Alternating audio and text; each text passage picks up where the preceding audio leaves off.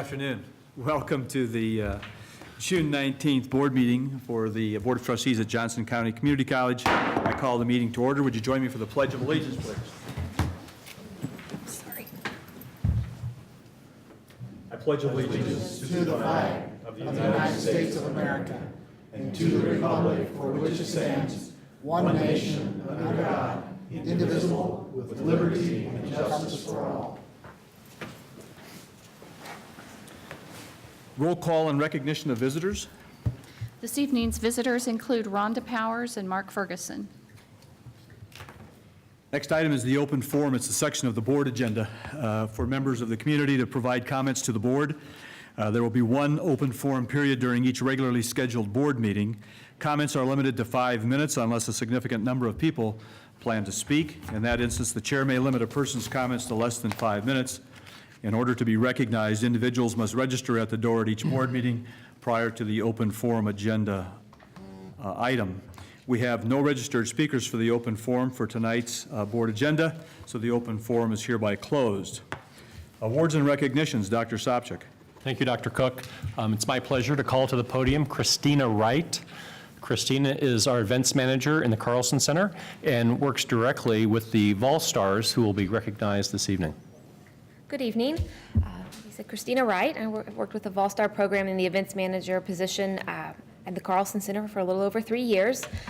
The Volstar program is a committed group of about 183 local community members that donate their time and energy to volunteer for more than 200 events each year in our performing arts spaces inside the Carlson Center here at the college. These events range from performing arts series events hosted by our office to rental clients, most recently American Youth Ballet, needing space just in our theaters, our art education shows, and of course the college's own sponsored events. Events range in size, time of day, fluctuate in frequency of the year. This past year, our Volstars, our 183 Volstars, worked 193 events, giving over 10,500 hours of service. The Corporation for National and Community Service values a Kansas volunteer's hour of service at the rate of $20.88 an hour. With this calculation, the Volstars provided nearly $220,000 in service to the college. Aside from the obvious monetary benefit to the college, they also serve as really wonderful ambassadors to the community at large. They're excellent spokespeople for our campus. Joining us in recognition today is Rhonda Powers. Rhonda, could you please stand? She is the most recent Volstar of the Year as voted by her peers. A Volstar since 2001, she has given nearly 1,000 hours of service while also volunteering in the Johnson County Public Libraries and being a full-time teacher in the Shawnee Mission School District, where she teaches at Comanche. Please give her a round of applause.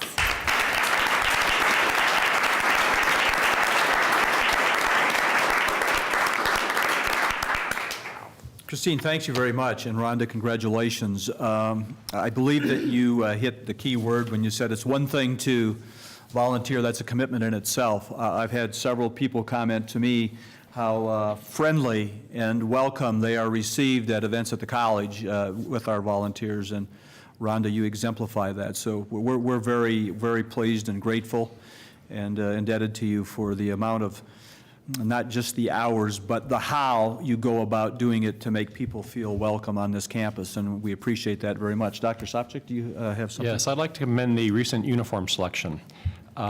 I think going with the scarves is a good idea. So, Emily, thank you very much. And I'd just like to comment on Emily's leadership. She's doing a fantastic job with the Carlson Center. I think we've all been to an event, at least one there. And like Dr. Cook said, the Volstars really put everything in the right context when people come to our campus. And that's so important. So thank you very much. It's a real asset. Any comments from the board members regarding that? Thank you very much, and we appreciate everything you do every day. I don't see Mr. Carter. Do we have a lobbyist report tonight? Yes, I'll stand in for Mr. Carter. You've all been sent Dick's report. It's relatively brief, about a page and a half. I'm just going to point out, and in this report, Dick talks about the overall budget situation for the state. I think we're all aware of that. He also talks about some of the political races that will be happening within the county. And but I do want to direct your attention to paragraphs 3 and 4. And in those paragraphs, Dick talks about the the fact that many of the taxing, I guess you could say, authorities in the county will be raising their mills. And he specifically points out the county itself, the school districts, and all for various reasons, of course. But one of those that he mentions is the fact that there is the expectation that legislators will curtail and cap local government's taxing authority. So this will be a very real prospect in the upcoming session, and Dick is just pointing it out here, and I think we're all aware of that environment. Comments, questions? I had, I guess, a comment on that and then a question, but what concerns me somewhat is that with the state revenue picture the way it is, there are still a lot of, there's still some local revenue sources that flow through Topeka and back to cities and counties that could be taken back and kept in Topeka, which would increase the pressure on local governments, cities and the county and whatever to raise their mill levy, which would further restrict us. It's not just what has happened thus far, it's the fact that there are revenues out there that if the state decides they want to keep them because of revenue streams not meeting projections, and those projections not meeting the current needs, we're getting a double and triple whammy that could affect the college. But I don't know if Tanya can answer this or not. I'm interested in this July 1st, the Legislative Coordinating Council determines whether or not the State House is a secure facility, and if it is, then concealed carry will not be allowed in there except for legislators and legislative staff. The State House has metal detectors at all the public entrances. I think there's some concern as whether or not it can detect all weapons, and there's an argument been made that if it's not detecting all weapons, then you can't just prohibit the concealed carry weapons. And so that's what they're looking at to rule on. And that's my question. If the Legislative Coordinating Council decides that the metal detector technology that is used in the State House at every public entrance with an armed guard there is not sufficient to provide security, then doesn't that have a precedential impact on any decision by any other local governmental entity that is held to the same standard, saying you've got to make your place safe or you have to allow concealed carry? It seems to me like if they find that that's not secure, then there's nothing we can do 4 years from now that could ever be secure. Right, so we're in our 4-year exemption period right now, luckily. And I think that's right. I would expect some sort of Attorney General opinion to be requested with respect to all other governmental entities along those lines if they win that argument. And it'll perhaps go back to the legislature as well for clarification. But this is not just a decision that affects the State House. To me, if it goes one way, it could affect every other place. Okay. And that meeting did happen today, and they did not rule on that. So it will be, concealed carry will be open in the, I'm sorry, open carry, not open carry. Concealed carry will be allowed in the Capitol. What do you mean they did not rule on it? They didn't act on it today. They had to act today to say that the security was okay, and they did not act. By default, it. Right. Courage.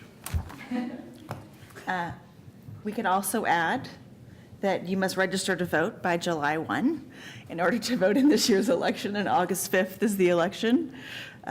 Be sure to register and vote. Okay. Anything else on the lobbyist report? Committee reports and recommendations. Mr. Stewart, you're up first. Nominating committee, Trustee Musil and I are the members of the nominating committee, and we've, You and Dave. excuse me, Trustee Lindstrom. Sorry, Dave. He would have been a better choice. No, Dave was an excellent choice, but I was thinking about the next committee and our management, our new chair, Mr. Musil. But so Trustee Lindstrom and I contacted and talked to all the trustees, and we came up with this year's slate, and you see that in your packet.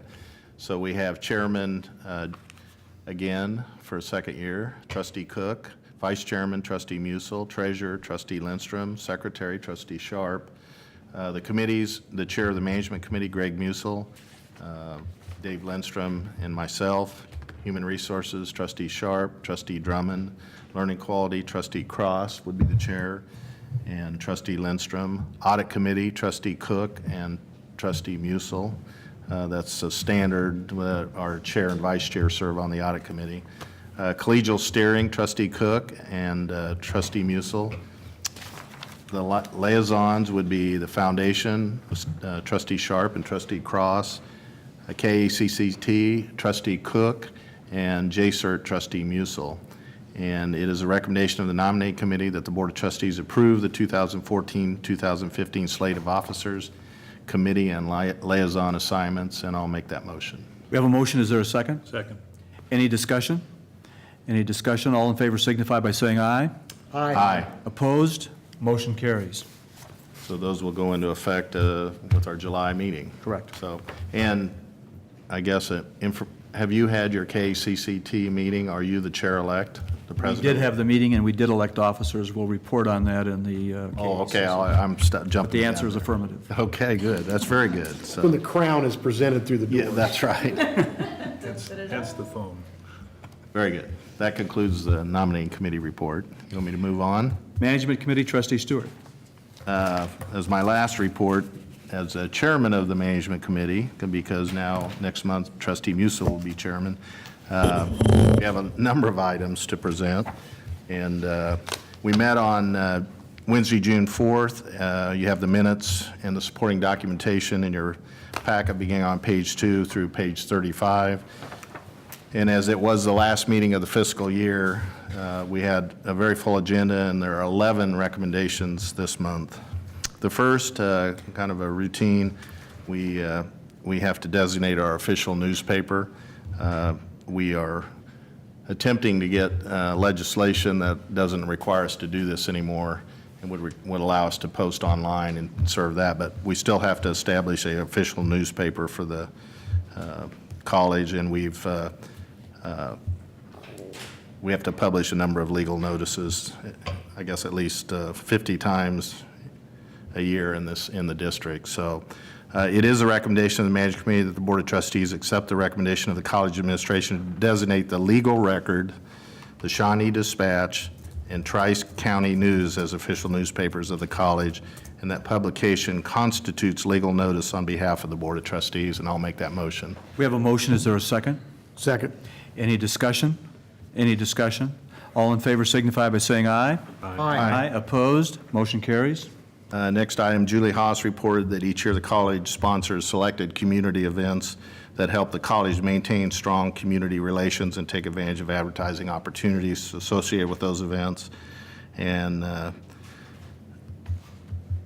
the board members had asked that we evaluate all those very carefully and make sure that they are effective and are meeting those goals. It is a recommendation of the Management Committee that the board accept the recommendation of college administration to approve sponsorships for 2014-2015 fiscal year at a cost of $11,000 plus an additional $3,000 contingency for a total cost of $14,000, and I'll make that motion. We have a motion. Is there a second? Second. Any discussion? Any discussion? All in favor signify by saying aye. Aye. Opposed? Motion carries. Next item, Burlington Northern Santa Fe Railway Training Services Agreement. This is a proposed master training services agreement will supersede all prior agreements and will clarify business relationships between JCCC's National Academy of Railroad Sciences and Burlington Northern Santa Fe Railway. Statement of work number 1 under this agreement pertains to JCCC's management of continuing education courses and student records and other administrative services for Burlington Northern Santa Fe. Board members received follow-up information from General Counsel about this. Tanya sent out an email clarifying this. It is a recommendation of the Management Committee that the Board of Trustees accept the recommendation of the college administration to approve the Master Training Services Agreement between Johnson County Community College and BNSF Railway to clarify business relationships regarding the provision of instructional services between the parties, administrative oversight, and licensing of curriculum, including JCCC's right to license certain instructional material to other educational institutions, subject to review by College Counsel. Included within this recommendation is statement of work number 1 pertaining to JCCC's management activities relative to National Academy of Railroad Sciences continuing education courses, and I'll make that motion. We have a motion. Is there a second? Second. Before we vote on this motion, Trustee Lundstrom and I, with Dr. Sopcich, had a chance to take Secretary King through the BNSF facility a couple of weeks ago upon the completion of his presentation to our Rotary Club. And it was interesting that as we went through the facility of how much he learned about that process. But I guess I was impressed that they're planning, if I heard that correctly, to place 3,300 conductors in the marketplace in the next year. And that program that we have, and I realize this is an extension of that, but this program is really a powerful one for our community in the region. So I feel very good about that. Any discussion on the motion? All in favor signify by saying aye. Aye. Opposed, motion carries. Next agenda item is related to bond counsel and a financial advisor. And these next two recommendations are reappointments of Gilmore and Bell to serve as bond counsel to the college, and Piper Jaffrey to serve as a financial advisor to the college. It should be noted that fees for serving as bond counsel and financial advisor are payable only upon the closing of financings, and we don't expect any financings this next fiscal year. It is the recommendation of the Management Committee that the Board of Trustees accept the recommendation of the College Administration to approve the retention of Gilmore and Bell as bond counsel for fiscal year 2015. And it is the recommendation of the Management Committee that the Board of Trustees accept the recommendation of the College Administration to approve the retention of Piper Jaffrey as financial advisor for fiscal year 2015, and I'll make that motion. We have a motion. Is there a second? I'll second. Any discussion? Any discussion? Well, Trustee Musil? I made the comment at the Management Committee, and I've following this through the years, I have no issue with either of these entities. They are longstanding partners with the college in their respective areas, but I do believe it's always helpful in a periodic review, whether you go out with an RFP or you ask them to come in and demonstrate that they are not only doing it as well as it can be done, but are doing it at a market rate. And I think that's the anticipation that we would do that, just to ensure that we're getting as good a deal as you can for the dollars that the taxpayers expend. Even though it's paid at the end, it's still a fee that is paid. Thank you. Any other discussion? All in favor signify by saying aye. Aye. Opposed? Motion carries. The next 6 recommendations deal with the Management Committee's review of bids. 5 of these are for renewal of services under existing contracts. First has to do with the renewal of the annual contract for housekeeping services. This contract was first bid out in 2011. It is a recommendation of the Management Committee that the Board of Trustees accept the recommendation of the College Administration to approve the renewal of the annual contract for housekeeping services with ABM Janitorial Services, North Central, Inc., at an annual expenditure not to exceed $594,027.50, and I will make that motion. We have a motion. Is there a second? Second. Any discussion? Any discussion? All in favor signify by saying aye. Aye. Opposed? Motion carries. The next recommendation is annual contracts for furniture. These contracts were first bid out in 2012. So it is the recommendation of the Management Committee that the Board of Trustees accept the recommendation of the College Administration to approve the renewal of the annual contracts for furniture with BA Designs, LLC, Encompass, the John A. Marshall Company, Scott Rice Office Works, and Spaces, Inc., at a total annual expenditure not to exceed $500,000. I'll make that motion. We have a motion. Is there a second? Second. Any discussion?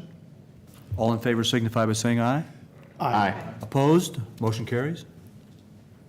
Next recommendation is the college bid out a contract for Cisco hardware maintenance in 2011 with a contract awarded to DataLink Corporation. It is a recommendation of the Management Committee that the Board of Trustees accept the recommendation of the College Administration to renew the annual contract for Cisco maintenance with DataLink Corporation in an amount not to exceed $225,000. I'll make that motion. We have a motion. Is there a second? Second. Any discussion? All in favor signify by saying aye. Aye. Opposed? Motion carries.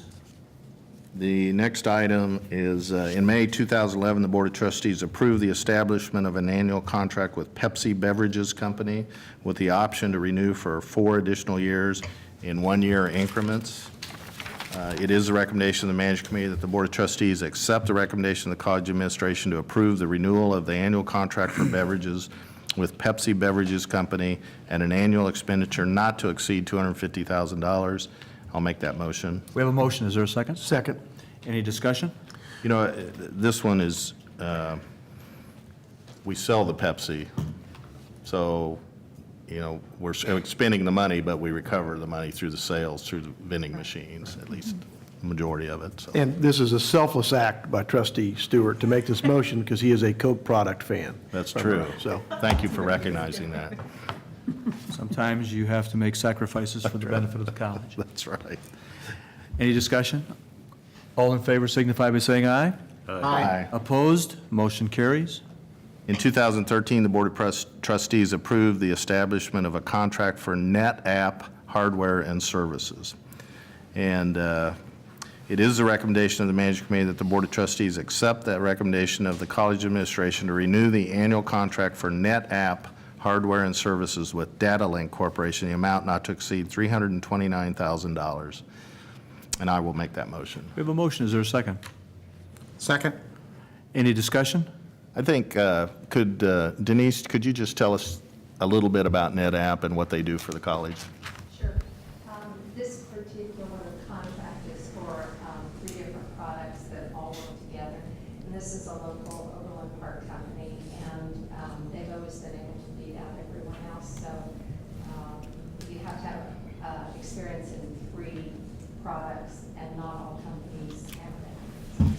This is why they're usually the only applicant or the We have an extensive amount of contracts related to data processing and security and, This is our storage, our virtualization, and our servers, so it's a big contract. thank you. Any other discussion or questions? All in favor signify by saying aye. Aye. Opposed? Motion carries. The final bid was for an annual contract for fine paper. Paper purchased under this contract will be used primarily by Document Services for the printing of instructional support materials, college brochures, and continuing education publication. The bid was based on estimated annual quantities determined from past usage. The initial term of the contract will be from July 1st, 2014 through June 30th, 2015, with 4 optional renewal years. It is a recommendation of the Management Committee that the Board of Trustees accept the college administration's recommendation to approve the low bids of $169,176 from Shaughnessy and $39,243.52 from Unisource for a total expenditure not to exceed $208,419.52 for annual price contracts for fine paper, and I'll make that motion. We have a motion. Is there a second? Second. Any discussion? This is another area that has gone down over the years as we've used more web presence and that, but still a pretty substantial amount of money we spend on paper. So, Any other discussion or questions? All in favor signify by saying aye. aye. Opposed? The motion carries. and then finally, the Management Committee received several reports from staff. These included an update from Jay Antle on the Sustainability Initiatives Fund, the sole source report from Mitch Borchers, which is in your packet, as well as a summary of bids from $25,000 to $100,000, and that's also in your packet there. Denise Moore provided a monthly update on projects in the information services. Rex Hayes provided a monthly update on capital infrastructure projects. This report is on page 30 of the packet. Rex Hayes also presented the capital infrastructure inventory and replacement plan. The plan is updated annually and it guides the allocation of resources for preventative maintenance and preservation of the building infrastructure. And I will have to say that that is the finest report of that nature that I've ever seen. It may sound a little boring, but that report is that thick, and it details every piece of equipment and building in the college, its expected lifetime, when it needs to be replaced, so that we can manage and maintain our buildings and equipment and actually then plan and budget. And I think the number was somewhere around $2 million a year. Is that correct? That we will need to expend just to maintain and keep our buildings and equipment current. So it's a substantial amount of money, but it's very cost-effective to do that as it goes versus waiting till it builds up and becomes much more expensive to replace. So I commend Rex Hayes, and I know other departments now use that type of report for replacement. I think Denise Moore said they use that as well. So it's a very sophisticated management tool, and I commend the college for using that. Thank you. Trustee Musil. I just want to echo Trustee Stewart, because it is fine-toothed down to the boiler or the toilets in every building and campus, so it's got everything in there. It's a huge amount of work, and it is a great way to plan for how we should expend our dollars. And I think from our budget perspective, it helps us understand what we really need to put into maintenance and a capital reserve to make sure that buildings that are now 40 years old are kept up to date. I think a lot of us still think of this college as pretty new, and it really isn't now, and we have some older buildings that need a lot of work. So I think it is somewhat boring, and it's tedious to go through it, but it's an important piece of our planning. So thanks to our professional staff. Trustee Stewart. And I will comment, the report was that thick, and in my effort to support the minimization of use of fine paper and the initiatives, activities here, I took mine on CD. The other trustees get a copy of that? We would only expect that. That's right. I think that the question that we're discussing is, did the trustees get a copy of that? The only thing I've seen is what's in the management report. I guess if a trustee is interested in seeing that, they can certainly look at it. Rex, could you make sure everybody gets a CD? Yep. It's very impressive. I know Dr. Sopcich is going to speak to this later in the agenda, but just to amplify that, we just had a National Benchmarking Institute held on this campus. And one of the keynote speakers more than once applauded the campus and how it looked and how clean it was and the learning environment, and made a point that learning is directly related to the space in which you teach and learn. And so I applaud you as well, Rex, in terms of, and all the staff and all the faculty that take care of the buildings. It's one of the things I look at if I am any place in the campus, is to see how we look. I grew up in northwestern Minnesota from a very small town, and our basketball coach said, we might not be very good, but we're going to look good. And so he always wanted us to make sure we wore sport coats or cardigan sweaters and ties, and our uniforms were always clean. So I just really believe the cleanliness of the facility has a lot to do with the environment in which we learn. So thank you very much. Any other comments? Any other questions of the Management Committee or Trustee Stewart? Thank you very much. Learning Quality, Trustee Lindstrom. Thank you, Mr. Chairman. The Learning Quality Committee met at 8 a.m. on Monday, June 2nd, 2014. The agenda for that meeting is on page 36 of your electronic packet. I would note that the agenda for our May committee meeting, which I mentioned last meeting, which didn't make the packet, is on page 43 of your electronic packet. The June meeting was directed by Andy Anderson, Vice President of Academic Affairs, and there were 3 presentations. Clarissa Craig, Associate Vice President of Instruction, provided an update on curriculum process and reviewed past year's activities of the Ed Affairs Committee. She distributed a handout which listed individual course activity, and in that report there were 46 new courses, 56 modified, and 59 deactivated courses, and a program activity report in which there was 1 new program, 56 modified programs, and 15 deactivated programs. This was the first year that Johnson County Community College has deactivated courses that had not been taught in 2 years. She noted that the preliminary process established this year to communicate with declared majors in programs undergoing significant changes. Clarissa hopes to formalize the process further and possibly leverage our new CRM to help communication and tracking efforts. Another major project was the transition of course program proposal system from CORS to CORS Leaf. This required a very intensive manual proposal and processing for the fall semester. Clarissa acknowledged the work of faculty proposers, curriculum committees, and Ed Affairs. Specifically, she recognized Valerie Dorsey, Curriculum Specialist, Debbie Young, Degree Auditor, Curriculum Liaison, both for their significant amount of work that they managed related to this project. It was noted that great strides have been made to keep our curriculum current and our course inventory up to date. Vice President Anderson thanked Clarissa for her leadership to date and her assistance to the Ed Affair Committee this past year. Mr. Anderson noted that all Johnson County Community College affiliations, articulations, and training agreements will be brought to the Learning Quality Committee for review. It was noted that affiliation agreements between Johnson County Community College and Meadowbrook Rehabilitation Hospital for practical nursing and clinical experiences. J.D. Craig described an articulation agreement with Kansas Wesleyan University as a rare agreement in that Wesleyan will accept Johnson County Community College, their Associates of Arts and Associates of Science degrees as a whole. He added that work needs to be done on our degrees before this block transfer can be articulated with public institutions such as KU and K-State.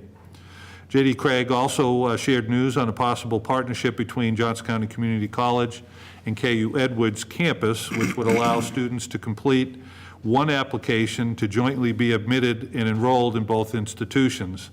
The home school would award and disperse any financial aid. As a result, the student may complete a university degree more quickly and more affordably. As was noted by Mr. Stewart in the management report, information to the, and as a information only to the Learning Quality Committee, Bill Brown, Terry Murphy-Latta, and Debbie Rulo discussed the Johnson County Community College BNSF Master Training Agreement. Debbie shared that one part of this agreement employs continuing ed to provide service to maintain all BNSF training records for a monthly fee. The system will be reassessed after 6 months. Dennis Day, Vice President of Student Success and Engagement, reviewed proposed amendments to select policy statements in sections 319, 320, and 321, which relate to students' rights and responsibilities, substance abuse, and student health. As mentioned in the previous committee reports, this action is a part of a larger review of all college policies directly affecting students and is being conducted for the purpose of improving the key performance indicators of student satisfaction. As a result, it is the recommendation of the Learning Quality Committee that the Board of Trustees accept the recommendation of the college administration to approve the proposed amendments to the following board policies. Student Privacy, FERPA Policy 319-06, Substance Abuse Policy 320, Student Health Policy 321, and Tuberculosis Policy 321-01, as shown in the packet. And I would make that motion. Second. We have a motion and a second. Is there any discussion? Any discussion? All in favor signify by saying aye. Aye. Opposed? Motion carries. Mr. Chairman, I would welcome any comments from others who were in attendance that day, at that committee meeting. Questions or comments of Trustee Lindstrom? Thank you very much. Human Resources, Trustee Drummond. Thank you very much, Mr. Chairman. You will find on page 46 of your packet minutes from our May 5th meeting, and you will find on page 47 the working agenda.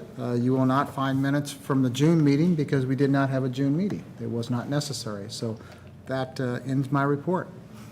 Any questions of Trustee Drummond? Audit report, what you find in your packet are the minutes of the May 7th meeting. We reported on much of that information at our May 8th trustee meeting, so those minutes are there for your perusal, and I have no further report. Trustee Musil, do you have anything about audit that you want to say? I just want to know what perusal means. Well, that's part of collegial steering. And so in collegial steering, we did peruse quite an agenda. We met on June 10th and really discussed 2 or 3 items. We had a report on the workload task force. This was a task force that was created a couple of years ago and to really take a look at our whole load balance, if you will. And I think they have a number of items they're looking at. One of the major ones is to try and get some balance from department to department as to workload and how that might be more consistent between department to department. And then there's also a considerable study on the weightedness of labs versus regular coursework and the time spent in preparation of that. Andy, you've been intimately involved with that. We spent most of our time on a review of where that report is, and it's still in progress. Do you have anything to add to that? No, other than just it is a more complicated discussion than one might originally suspect. So we're being patient. Dr. Williams might choose to report to that on her comments, but it's the committee is still working on it, and we had an update of where we were with that. We also talked about, we had an update on enrollment strategies. We discussed that we felt, I think, okay about summer enrollment, and that it was flat to a year ago. We're certainly anticipating fall enrollment. We had reported a month ago, and I think Dr. Korb had made some comments. We have a really very aggressive committee from all sectors. I think, Judy, 25 to 30 participants really trying to work on new strategies to enhance our enrollment procedures. And so we're really looking forward to how that might impact for the fall. Do you have any other comments, Dr. Korb, regarding that for the board?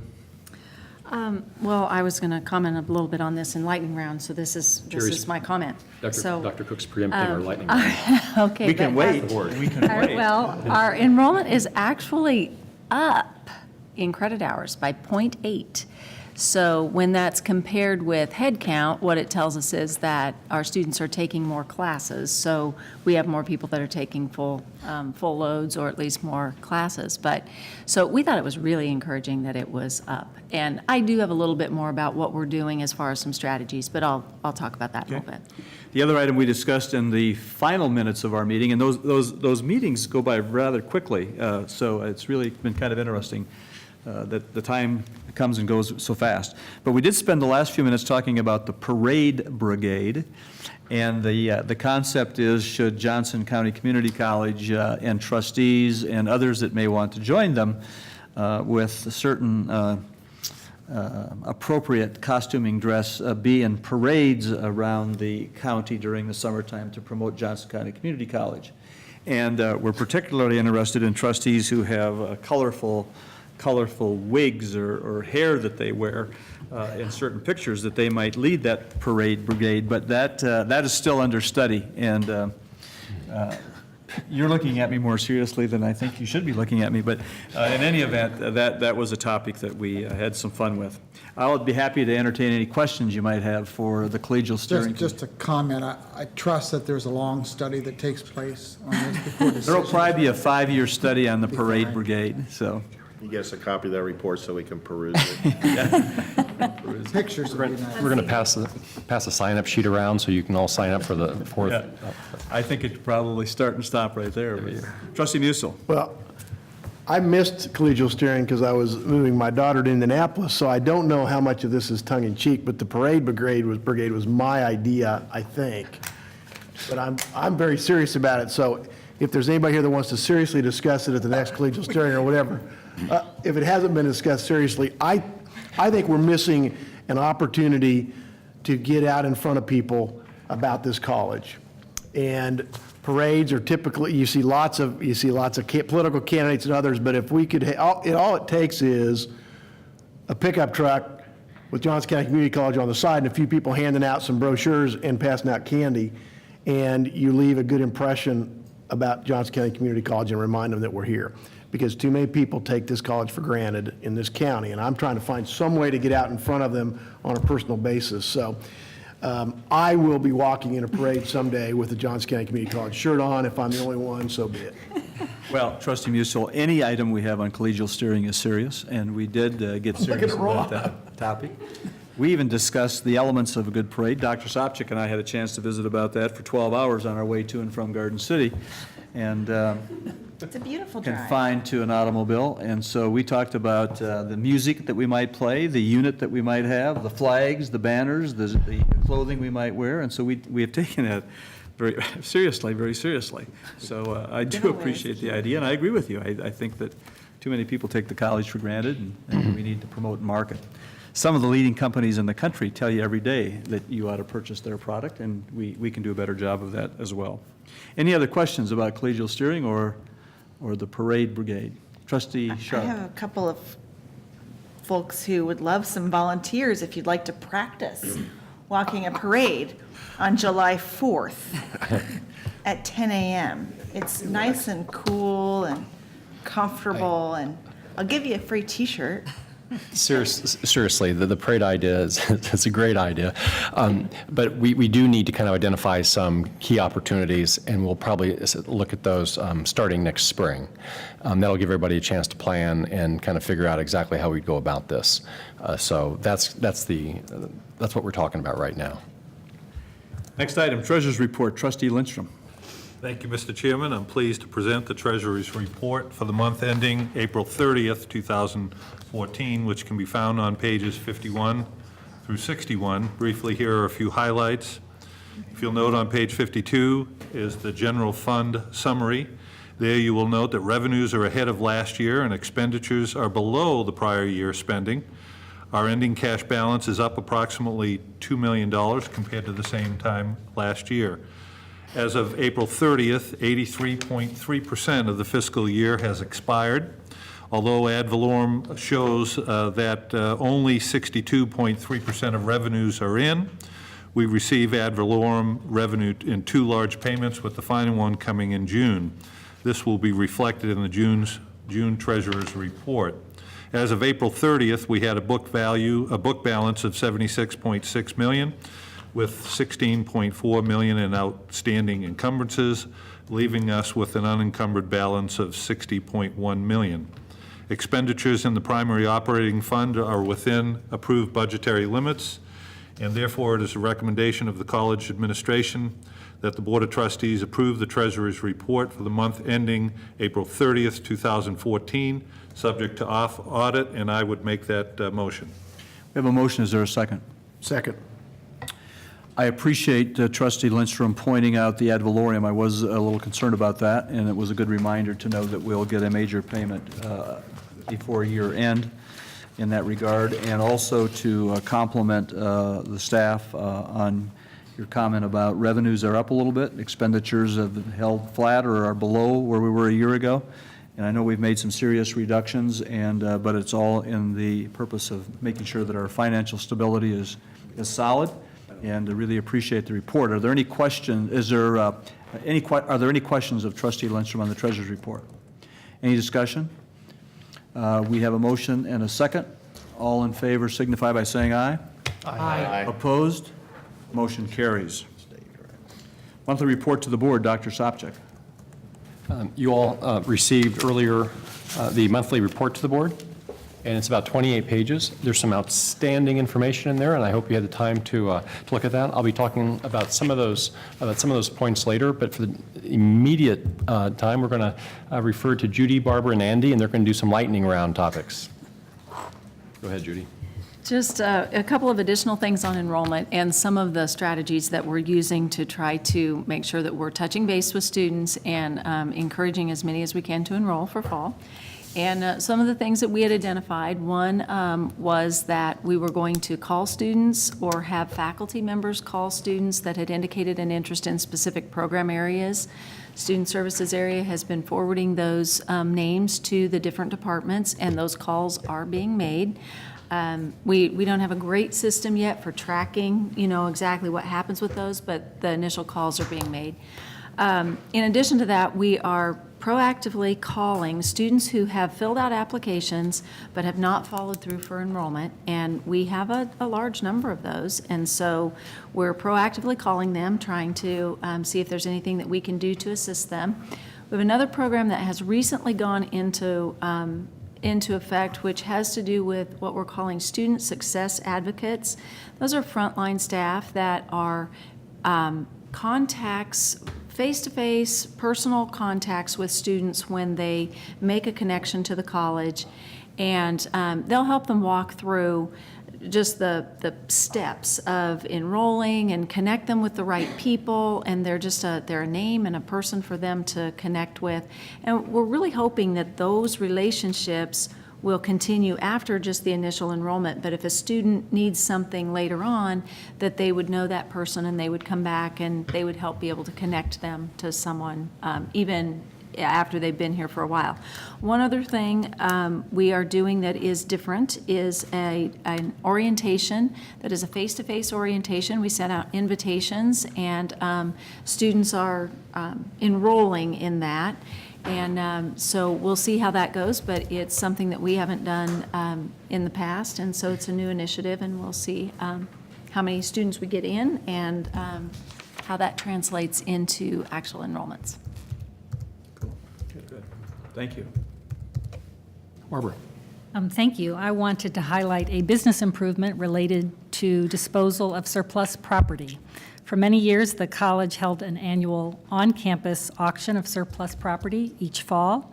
However, collecting and storing and handling the items for surplus was very labor-intensive and was an inefficient means of disposing of surplus property. It involved many staff from various areas of the college, including the warehouse, housekeeping, the police department, et cetera. So recently, the warehouse staff and the Center for Sustainability teamed up to implement a more effective way to reuse, resell, or recycle college surplus. First, a process was established to reuse items on campus when feasible. Items that are not reallocated and declared as surplus are being posted on a website called govdeals.com to be sold through an online auction similar to eBay. The college pays a sales commission of 7.5% to GovDeals, which compares favorably to the commissions paid for on-site auctioneering services in the past. We're just piloting this, but as of today, the college has sold 14 items ranging from a group of trash cans to video projectors through GovDeals. For those 14 auctions, there were over 1,700 visitors to the website to look at these items. And 150 actual bids, resulting in net sales after commission of roughly $1,600. So this is a new way of selling for us, but we see it as a very positive and efficient approach. The staff have been quite satisfied with the process involved, and I certainly want to acknowledge Mitch Borchers and Jay Antle and all the staff for their leadership and initiative in bringing this project to fruition. Thank you. Thank you, Barbara. If I'm a resident, how do I find out about that if I don't watch this meeting? Well, that's a good question, and I think we have something on our website, but we will try to do something more prominent. We'll work with Julie Haas because I'm not sure that it's terrifically prominent on our website. I think we've gotten something out to staff and faculty about it, but we can certainly do more. And obviously, with 1,700 people looking at these 14 items, there's knowledge out there, but we will do more. Okay. Thank you. Thank you. Andy. Thank you. As the Chief Academic Officer, one of my obligations is to attend the System Council of Chief Academic Officers every month in Topeka at the Board of Regents. An agreement has been reached. It's taken most of a year, frankly, to get there, but this is very exciting. Dr. Sopcich has recently signed the agreement, and there will be press releases, I'm sure, that'll be in the papers soon.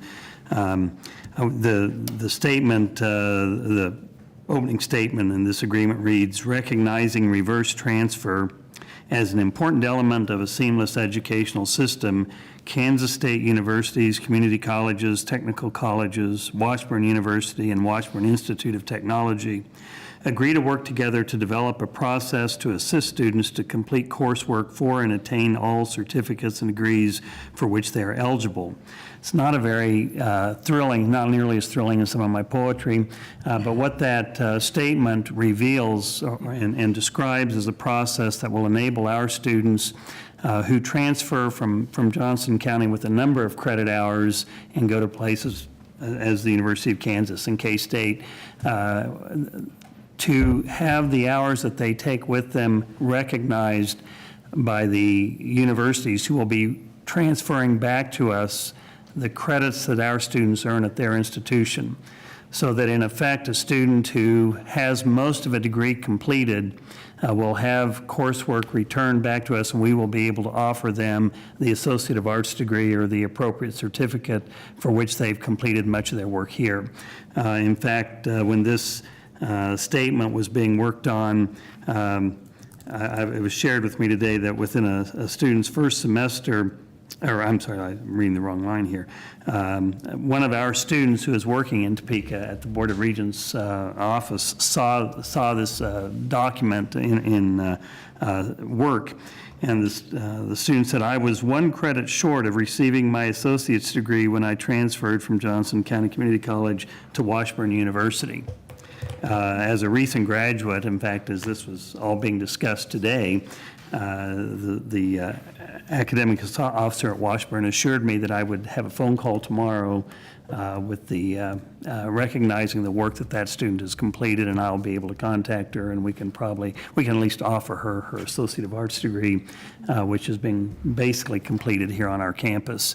This will do a great deal, not just for Johnson County Community College, but really for improving the transfers between institutions. Students increasingly are enrolled at multiple institutions.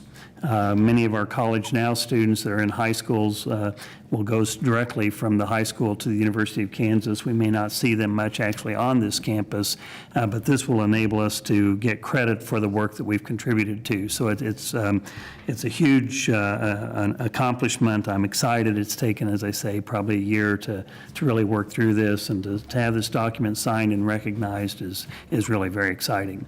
So I just pay attention to that. Thank you, Andy. I know it's a big accomplishment. I'm going to address Johnson County Community College as a leader across the state and also nationally as well. This afternoon, Governor Brownback was on campus. It's always an honor when the governor comes to your campus to distribute checks to K through 12, the local school districts, for their participation in SB 155. SB 155 is when high school students can take career and tech ed courses at our college and work toward a certification in a specific career. This gets them in the workforce and ultimately makes them productive, but also gives them the option someday of coming back and pursuing a bachelor's degree. So it's a big initiative of the governor, and it's working quite well. We had 671 students this fiscal year from 32 different high schools participate in this program. It's outstanding. It's always, and the governor did a great job. Also this week, we hosted the National Benchmarking Conference. And this is one of those things that was really a big deal. I mean, we had research professionals from 27 states, research directors from statewide systems such as California and Florida and Virginia. As one of our guests referred to it, you had the IR Dream Team here. We were very fortunate to spend an evening with our U.S. Undersecretary of Education, Jamie Studley. She's spearheading the post-secondary institutional ranking system. Undersecretary Studley was former president of Skidmore College, has a academic history and Ivy League history, and during dinner she repeatedly referred to the word metrics at least 15 to 20 times. It's that important now at all levels. Her responsibility is to implement the federal ranking system that's going to be utilized to rate and to rank all colleges, universities, and community colleges. And this is a White House initiative. Ultimately, will help potential students determine exactly what institution provides them with the best value and the best potential outcomes. So it's a huge deal, and we had, it seems like, everyone involved in that operation here today. Besides Secretary Studley, we also had Tom Snyder. Tom Snyder spoke today. Tom is the chancellor of Ivy Tech. Ivy Tech is the community college system in Indiana. He oversees, it's the largest community college system with 200,000 students and 30 campuses.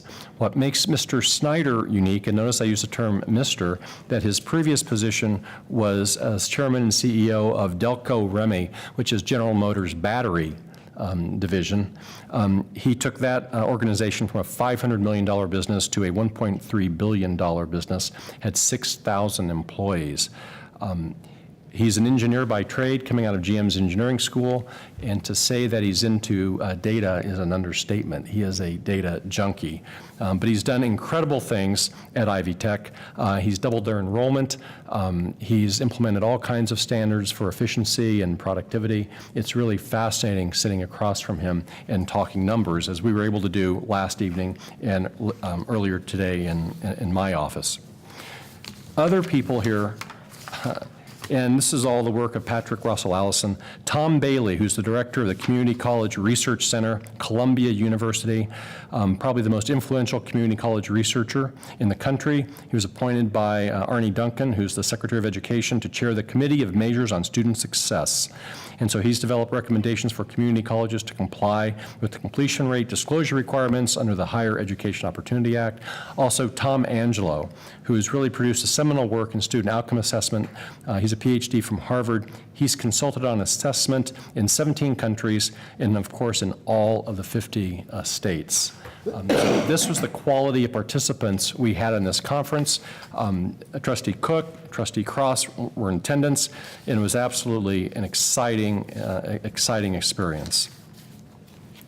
Along those same lines, when we talk about leadership roles, earlier it was mentioned that Jerry traveled to Garden City, will be the next president of the Kansas Association of Community College Trustees, so congratulations are unto Jerry.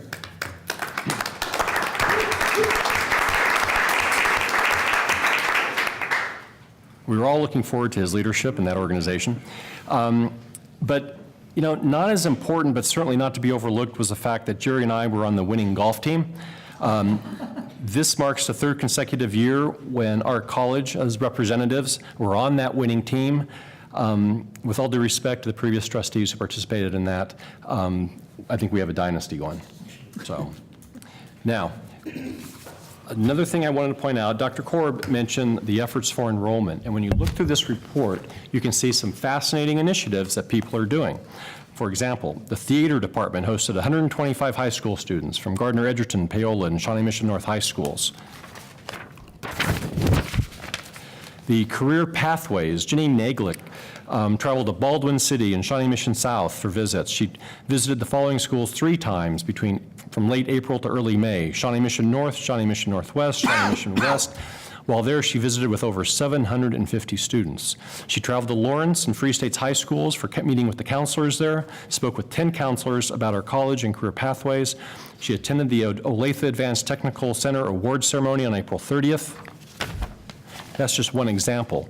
College close to home. In May, over 400 Olathe High School students traveled to the Olathe Health Education Center to take advanced placement exams. And lastly, when we look at student success and engagement, they've added 491 prospective students to our CRM. They've sent 166 prospect names to academic departments for them to call. Judy mentioned that earlier. They went down to K-State and talked to 20 students while they were there. The Welcome Center hosted over 220 prospective students on individual and group visits with an additional 100 guests. This included groups from the 6th, 7th, and 8th grades, and that's where we need to go. We need to get them, we need to go after the younger students. And so this just is representative of some of the activities that are going on across campus to help promote enrollment. But lastly, and I'll read a copy of a letter that we received this week that was forwarded to my office, and this is what it's all about. This is a letter written by a parent that talks about the treatment that they received here. So I'll read this to you, and I've taken out the names, the real names. I'm writing to express how impressed we were with the advisement session our son, Bob, had with Mr. Yoakum. Mr. Yoakum is a member of our staff here. Bob is a graduate of the high school and had been planning to attend an out-of-state college on an academic and sports scholarship. However, at the last minute, he decided he wanted to stay in the Kansas City area. His only real option at this point in order to play the sport was to start at Johnson County Community College in the fall. He contacted the coaches, and they were very helpful and welcoming. They told us we should make an appointment with a counselor in order to get the best schedule that coordinated with the sports practices. We made an appointment with Larry Yoakum and feel the need to communicate to the college how helpful he was. We have visited many colleges in the last year, and we can safely say that, except for one or two others, the enrollment process with Mr. Yoakum was the most helpful. He gave us the time we needed to ask questions, and when he couldn't answer a few, he made a point of looking up the information. He was very careful to line up Bob's classes with what would be expected of him for a business degree in an area four-year college, and then he went further to help Bob choose a schedule and teachers that would be the best fit for him. He also was able to give Bob information about potential four-year college business programs, which was helpful in creating a mindset for the future. All of this he did while maintaining a friendly and approachable manner, in addition to coaching Bob on the importance of his first year of college. We are aware Mr. Yoakum is retiring and feel fortunate that Bob was able to meet with him before he left Johnson County Community College's campus. This is terrific. This is a kind of service that we can deliver to students here and potential students, and it makes all the difference in the world. So that's how I want to wrap up the report tonight. Mr. Chair? Yes, Trustee Cross. If I may, Trustee Drummond was also in attendance at the benchmarking conference. I just wanted to note that. Thank you. Sorry, Bob. He's so quiet. A comment about the Institute. I had a chance to sit in on Tuesday morning on a round table of about 25 to 30 of these folks. There were two different breakouts. And these are really talented people that understand research. And I guess I violated the code of being silent, and I challenged the group and all of us as trustees as to, okay, we have this data, and it's collected from people, and so dealing with the emotion of the people, can we quantify how valid the data is? But once we have that data, then how do we use it? Who do we tell? When and where and why and how? Kind of like writing a news story. But it just makes me think, and I'll talk more about it at KCCT. Why do we do what we do anyway? Why do we do what we do every day? And can we use that data to get better? And I think that is the whole thrust of how can we improve the teaching learning experience for people of all ages and all people that deliver that service. And so I felt that I sat there that morning, a very privileged person to hear these people talk about the data, but the other piece is then how do we use it to become more effective? And no matter how good we may think we are, even if we're only half as good as we think we are, how can we use that data to become more effective? And before, the question was asked, how many of you have been to Overland Park or Johnson County or this area before? Very few had. And again, I felt good because it was reinforcing to hear that they couldn't believe this campus. They couldn't believe the facilities that we have and the programs that we have. Dr. Sopchik took me out into the atrium before the afternoon session began, and there were a group of what we perceived to be elementary students in the Nerman having a tour of the Nerman with instruction. And it was just really a good opportunity for our visitors to see that this campus is very active year-round, and of people of all ages. So with that. Thank you, Trustee Cook. And I can respond to you why we do this twofold. One, it's imperative to improve, and the data certainly gives you that opportunity. But the governing bodies are going to be allocating their fund distributions based on this data. I mean, that's where it's going, and it's getting there really fast. And so if you look at states, for example, like Ohio, that is now going to fully performance-based funding, you will receive those allocations based on your achievement of certain metrics. And there's no way to get around it. So fortunately, because of the work Patrick is doing here and bringing community college people together, it's important that we have input on how these metrics are being created. For example, I mentioned Mr. Snyder from Ivy Tech. When the president created a roundtable and invited 12 people our 12 top higher ed leaders to sit at this table with him to talk about the increased cost and what to do about it. Tom was the only one from a community college. And so this discussion will be dominated by the four-year institutions, yet over half the students in the country are community colleges. And so we have to make sure that those metrics that are being used are fair and they represent what community colleges are all about. And so that's why these types of conferences for community colleges to get together are so critical. Well, our college and community can be proud that we hosted these top people from all over the country.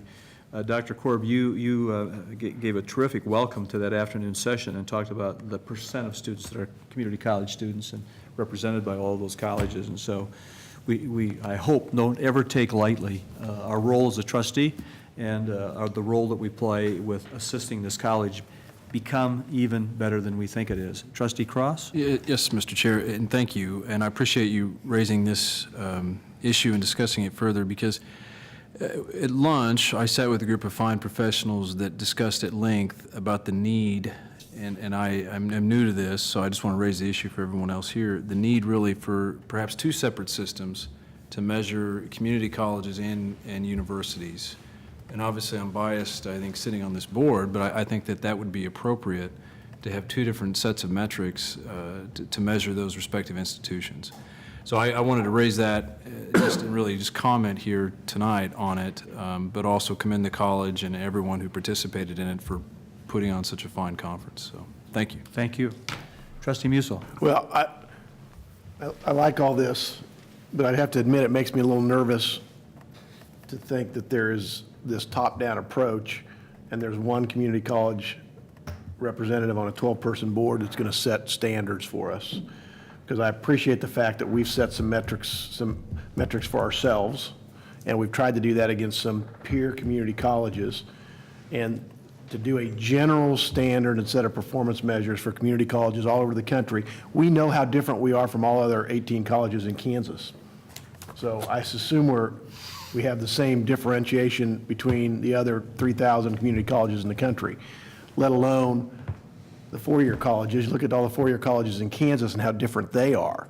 So I'm not negative about the fact that we need some performance measures that are across the board fair and equal, because I think we'll end up doing very well there.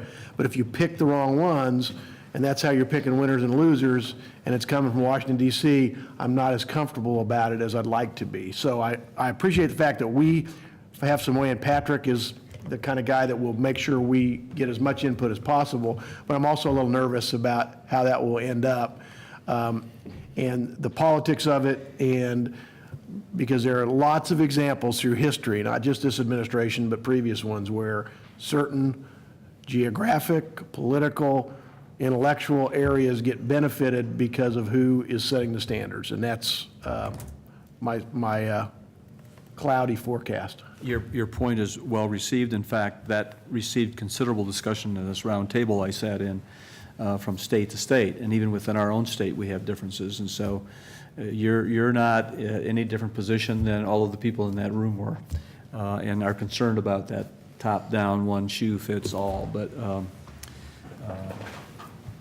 we spent a lot of that morning talking about that very thing, and it deserves a lot more discussion. Did you have a comment back to that, Dr. Sopcich? No, that's okay. Anyway, thank you. Any questions of Dr. Sopcich? Didn't mean to prolong that, but it's important discussion. Advisory committees, Dr. Sopcich? One of the key factors that really differentiates community colleges from your four-year schools is how we incorporate the business community into our college, into its curriculum, into how programs are managed, and that comes through advisory committees. And so this is a recommendation that, well, I'll read it. It is a recommendation of the college administration that the Board of Trustees approve the advisory committees contained in Supplement A from July 1st, 2014 through June 30th, 2015. Do we have a motion? So moved. Do we have a second? Second. We have a motion and a second. Any discussion? All in favor signify by saying aye. Aye. Opposed? Motion carries. Anything else on advisory committees? I don't believe we have any old business. Do we have any new business? Reports from board liaisons. The first one is the Kansas Association of Community College Trustees, and as you know, we did go to Garden City last Friday and Saturday. It actually was a very, very productive meeting. On Friday, we broke into our committees. We have a public policy committee, a funding committee, and a leadership development committee. Much of the afternoon on Friday was devoted to that. We also had a presentation from Dr. Frank Mansell. Dr. Mansell has been in the business for over 45 years, worked in the lobbying halls of the White House for at least 3 decades of that time, was very involved with Senator Pell on the Pell Grants, and that's Mansell's really claim to fame on supporting the Pell Grants for students that have that need. And he made a presentation, was very moving. We saw a film on the Pell Grant and the history of it. We also had a webinar presentation on accreditation for trustees. It was a 19-minute accreditation, and what we're trying to do is add some educational experience each time we have a quarterly meeting. We will be changing the focus a little bit at KACCT in terms of that educational strategy.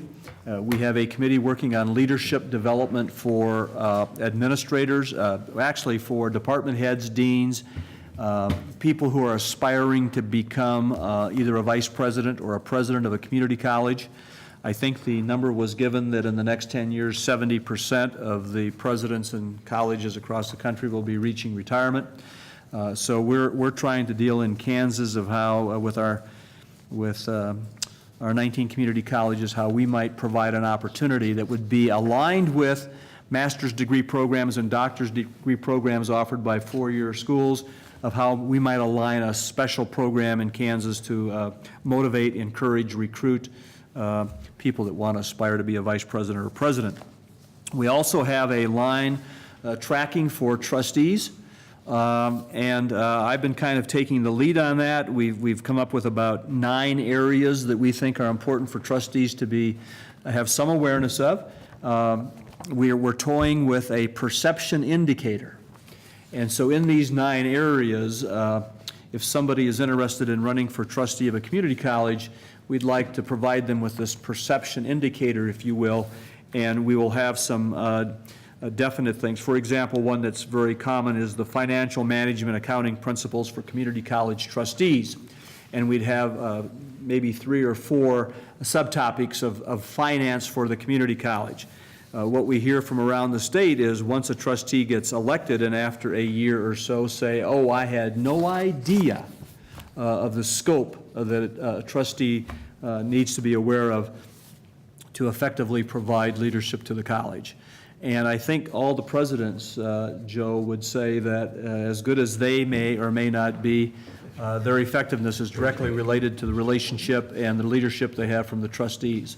So we have about 9 of those items we're working on, and another trustee and I are going to try and use the ACT material, but to fine-tune this and present to our KACCT membership at our next meeting in September in Pratt. So we're very serious about helping trustees become better trustees, and we're very serious about trying to provide opportunities for aspiring administrators to grow within the community college area.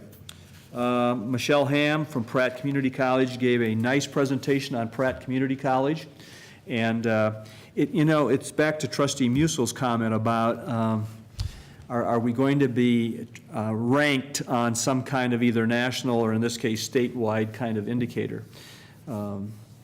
We have a number of community colleges that are just really working hard to do the best they can to provide services to their constituencies, their area of service. And they don't have the resources that we're blessed with. They don't. They're trying to be an integral part of that community. And yet we have some challenges. We have an issue out in Dodge City Community College that is looking at a partnership with Fort Hays State. We had 2 trustees make presentations at the meeting because there's lots of misinformation floating around. But the divergence on that Board of Trustees is one trustee calls it a takeover, and another trustee calls it a partnership. And so there's really some issues that need to be dealt with there. And I just share that for us to understand a little bit better the challenges that our rural friends have. And so I go back to, why do we do what we do? Why do we belong to KACCT? What's the purpose of KACCT? Is it to help grow the community college experience in the state of Kansas and raise it to a new level, which I believe it is? And then is there some opportunity for us to become a better community college because we're a member of the state association? And if we can't answer yes to both of those, then maybe we really need to review why we have the association at all. And so we are going to present a little new emphasis on improvement and development. So I'm looking forward to the opportunity to serve in that role. But we did have a very, very productive meeting. Garden City Community College did a wonderful job of hosting us, and they have a wonderful campus and many great resources within the community. I would challenge all of us to better understand all of the resources that our friends have, as well as appreciate our own. Dr. Sopcich, the Council of Presidents met at the same time. Is there anything you want to add to that report? No, Trustee Cook. I would just hope that more trustees would want to join us for the Pratt excursion in September. We'll let you know of the departure time, and you may have some homework to do. What are those dates? September 12th and 13th. I was with you in spirit in Garden City. Thank you. Go Bronchbusters. Yeah, it's a big deal. Yeah, nice logo. Research Triangle, Trustee Musil. Well, a couple comments on KACCT, I think. First of all, I would strongly support JCCC taking over University of Kansas, if that's an option. The purpose of why we're there, I think we all know this year, there is such diversity among the needs of community colleges in Kansas.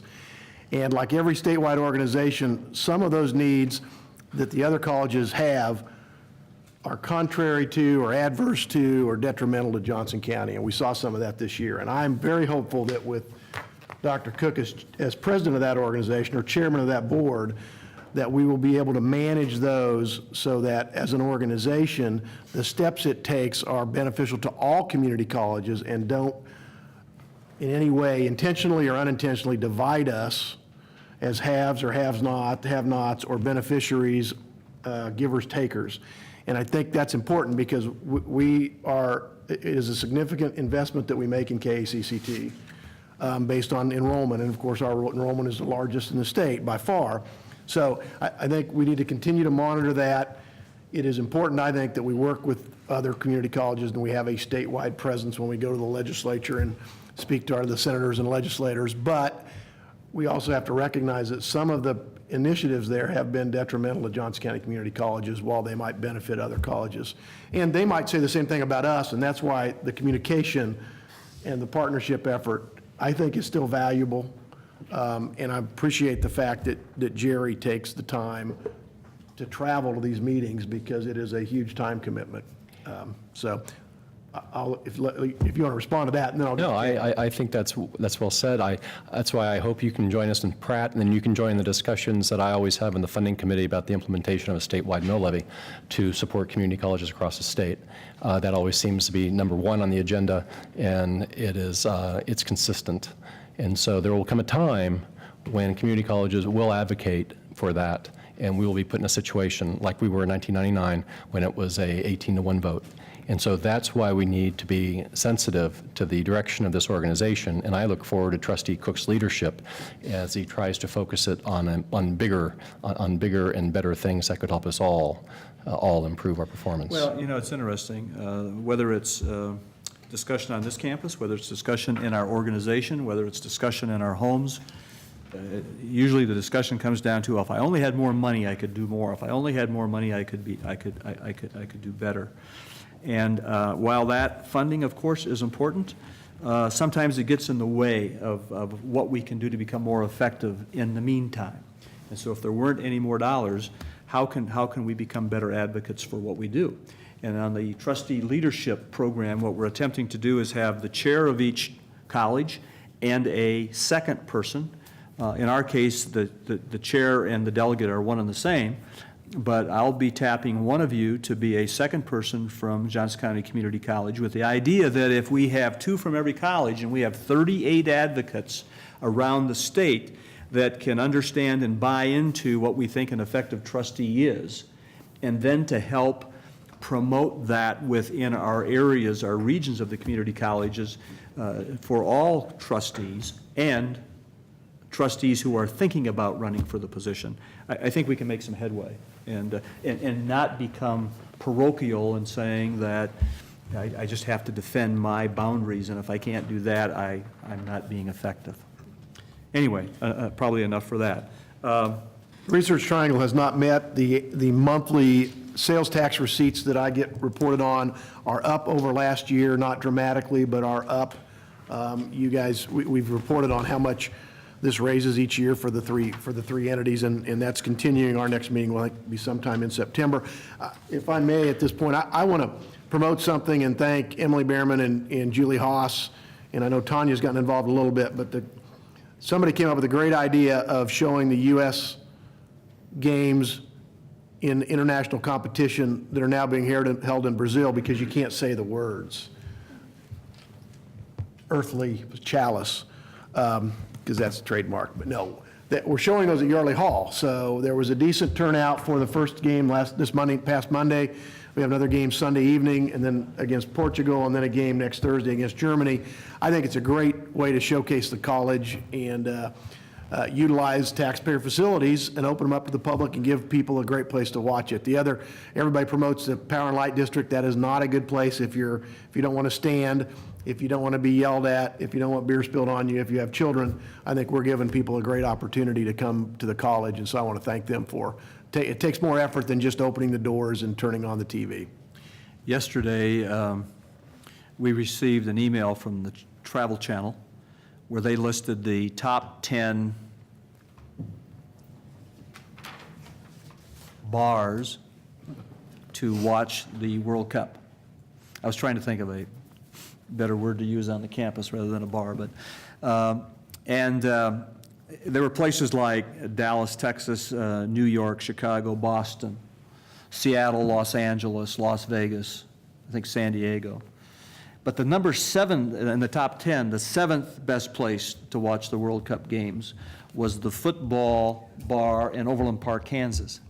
And so as well as the kudos to the college for opening it up, I thought it was kind of interesting that cities listed were those cities and Overland Park. And if you haven't been to the football bar, it's right next to First Watch over on about 121st Street and over there north of the Target. Just south of Lucas Liquor. just north of the Target store. And you can't say World Cup. But to have that kind of recognition on the Travel Channel from a CVB standpoint, we're pretty excited about Overland Park being in that company. So thank you for bringing that up. Faculty Association, we need to escalate the quality of this discussion. So Dr. Williams, Faculty Association. Can't wait to see Well, that was actually a nice segue into some of what I'll talk about tonight, which is globalization. But I think it's appropriate for me to address the board in one or two ways, or maybe both ways, and one is konnichiwa, and the other is aloha, or aloha. That has to do with where I've spent the last actual month, 3 weeks of which was at a institute on Japan studies, which I'll get to in a moment. But first, before I forget, I want to remind the public that it's important to register to vote by July 1st. And then I want to kind of move into some of what I have been informed the faculty have been up to, and believe me, I have been informed the last month. While I've been away, I'd like to show appreciation for Ron Pausick and Jeff Anderson and other designees who have served in my stead as I have participated in this workshop for most of the time I've been gone in Hawaii. But Ron and Jeff and other designees have been reporting to me regularly about some of the content of the meetings that they have attended. And I think it just underscores the idea or the fact that even though a lot of us are on 9-month contracts, there's a lot of work that continues throughout the summer and a lot of important discussions that are being had that involves faculty whether it's compensated time, release time, or otherwise, it's important to have those faculty voices there, and we have had good representation in the month that has passed since our graduation ceremony that culminated the end of last academic year. One of the important service events that has occurred and just wrapped up was advanced placement grading of college exam or high school exams for college placement. And I know that there's actually the week that I'm going to talk about involves Ron Palcic again and Donnie Byers, who's one of our chemistry faculty. But in my conversation with Ron, who is an AP grader for stats, he provided some stats, and I will provide those to you. Ron was one out of 725 graders for the stats exam here in Kansas City. There were 188,000 exams with 6 questions per exam, so there were 1,128,000 questions to be graded by 725 graders, which was 1,556 questions each across 7 days, which means there were 222 stats questions graded each day. So if Ron looks a little frazzled, or actually he looks amazingly relaxed, maybe it has to do with what he just wrapped up on Wednesday of this week. Well, again, I'd like to kind of transition into some of what I've been doing, but there was a reference to collegial steering, and I know there was an important beginning discussions about the workload task force, which I think the word complex was used. That's any of you who've been on negotiation. Mark Ferguson can speak to this, Judy Korb. Anyone who's been a part of negotiations over the past 9 years, I guess I've been here, know that this is a topic that comes up every single time. There's always an effort to address some of those complexities at the table, and there's always the decision to pass it on to a workload task force, which meets throughout the year and does amazing things in that year, makes recommendations, and ultimately we're back to the place where we are at the table trying to deal with the reality of those recommendations, and part of the complexity is the recommendations are often to make changes that have a cost impact. And so you're going to hear that again, actually. I think the preliminary discussion was had in the absence of the 2 co-chairs of the committee who didn't get the memo exactly about which month they were going to be presenting, but they will be at the July collegial steering meeting to present the recommendations, the formal recommendations of the task force. And what you will hear is a lot of, we need to do X, Y, and Z, and the cost associated with that is going to be what we'll have to, again, attempt to negotiate in order to achieve some of those necessary changes for equity and other reasons. One of the big issues, of course, is the language changes, as we know, is a problem with our existing contract, particularly sections that haven't been examined for many years, and that particular section doesn't reference online and hybrid classes. So that's at very minimum, we need to get some language in there that recognizes those delivery modalities and engagement and some clarity as to what that term means and what that means particularly for compensation. So that's a little bit of a heads up of what you're going to hear.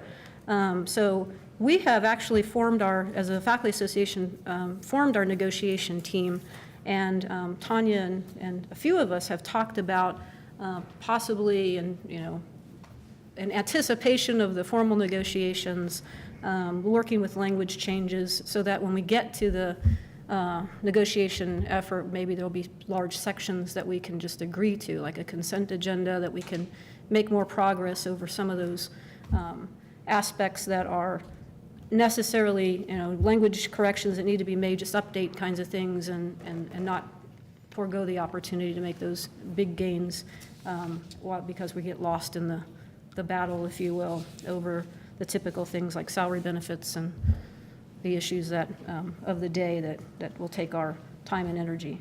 So I'm back. At least half of our team is around for the rest of the summer, so we welcome that opportunity if the administration has a cohort they would like to start having those conversations.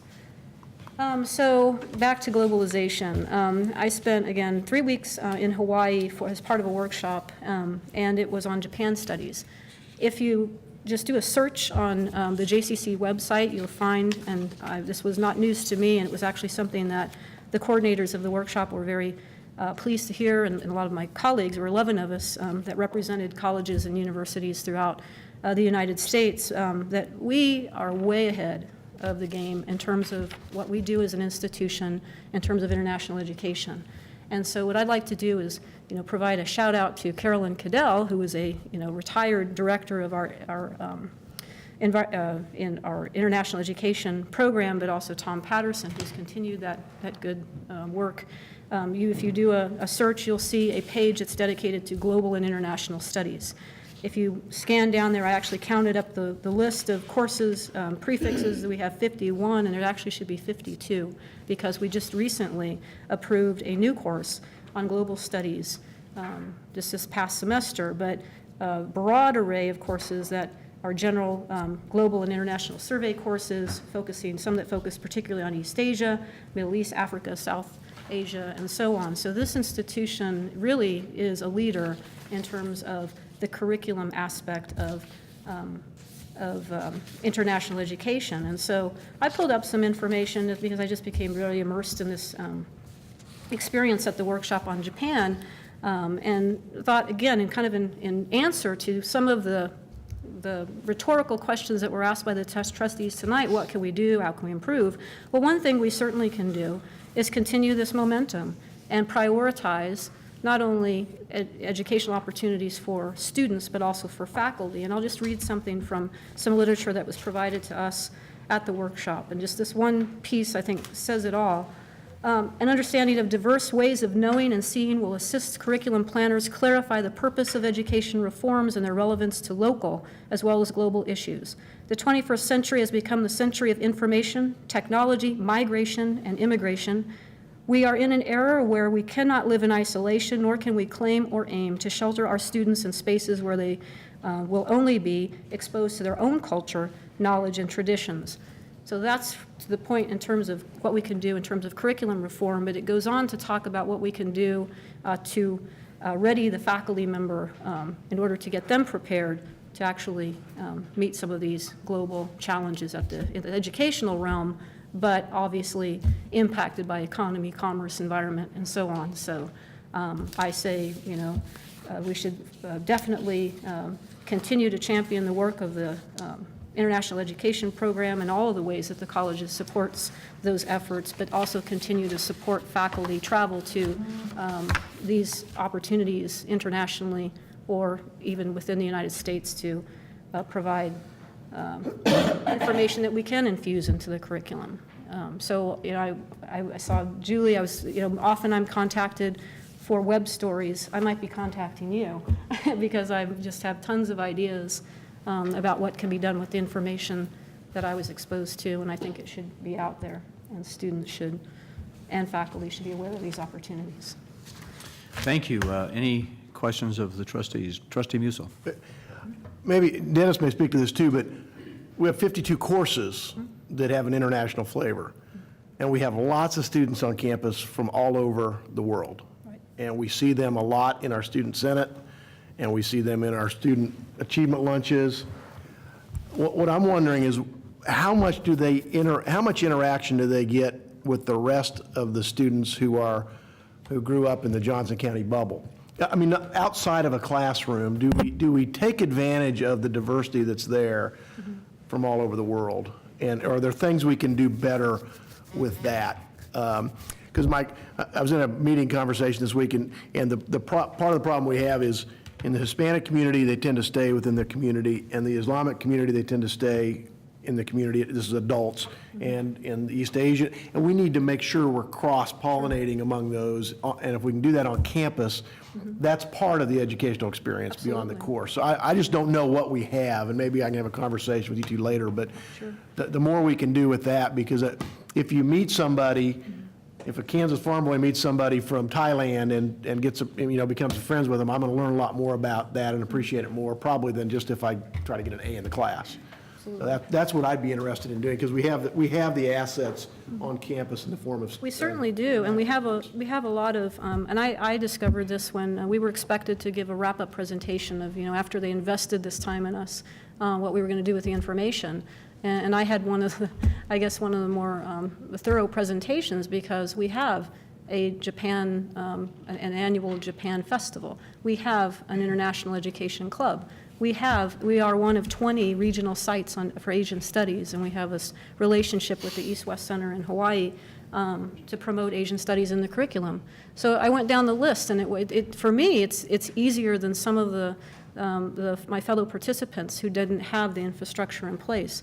I think what I see as an opportunity for JCCC is to have those conversations where that student group is talking more with the faculty members or other non-international students to have, to take the information and really truly integrate it and diffuse it out into not only an educational but a cultural and meaningful life experience. So faculty can be a big part of that, but I think administration, trustees, it's really a community effort and very important one if you have a appreciation and sensitivity for globalization and its importance, and its, obviously we can't escape the need to be a participant in that. Thank you. Any other comments? Dr. Williams, thank you very much. We look forward to the engagement of international studies even more. Thank you, appreciate it very much. Consent agenda is a time when we deal with a number of routine items. Are there any items on the consent agenda a trustee would like to pull from the agenda? Any items? I would entertain a motion to approve the consent agenda. So moved. Second? We have a second. Any discussion? All in favor signify by saying aye. Aye. Aye. Motion carries. That brings us to the executive session. I would like to entertain a motion to go into executive session for the purpose of discussing personnel matters of non-elected personnel in order to protect the privacy interests of the individuals to be discussed, consultation with an attorney which will be deemed privileged in the attorney-client relationship in order to protect the privilege in the board's communications with its attorney on legal matters. The session will last 20 minutes and no action will be taken during this time. I would like to invite Dr. Sopcich and Tanya Wilson to join this executive session. We would begin at 20 till 7, a 5-minute intercession. I would entertain a motion. So moved. Second. And a second. All in favor signify by saying aye. Aye. Motion carries.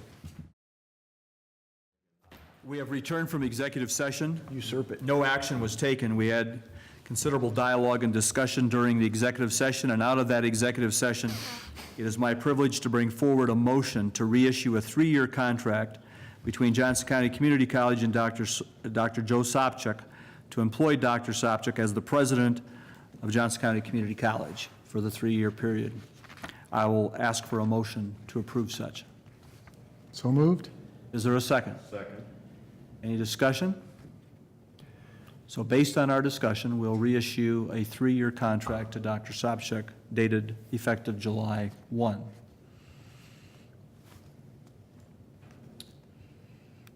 All in favor signify by saying aye. Aye. Opposed? Motion carries. Is there any other business to bring forward to tonight's meeting? I will entertain a motion to adjourn. So moved. Second? All in, second? Second. All in favor signify by saying aye. Aye. Aye. Opposed? We are adjourned. We Thank love you. this place.